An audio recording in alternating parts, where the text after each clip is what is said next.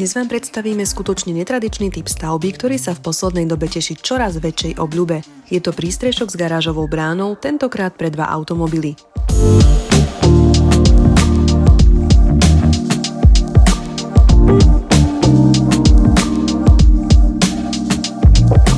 Pokiaľ nemáte príliš veľký pozemok a chcete ho využiť efektívne bez toho, aby ste na ňom postavili ďalšiu stavbu, ideálnym riešením môže byť prístrešok pre auto. Veľkou výhodou je vzdušná konštrukcia a vďaka garážovej bráne, ktorá môže byť súčasťou oplotenia, dosiahnete bezpečnosť porovnateľnú s garážou, avšak za zlomok ceny.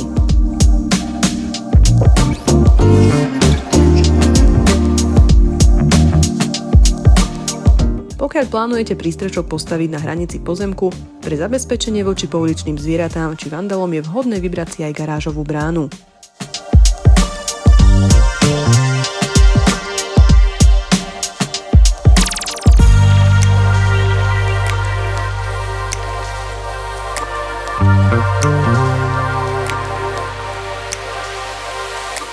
Pri prístrežku s garážovou bránou odporúčame zvoliť izolovanú strechu, nakoľko v letných mesiacoch dokáže znížiť teplotu pod prístrežkom až o 10 stupňov Celzia oproti vonkajšej teplote.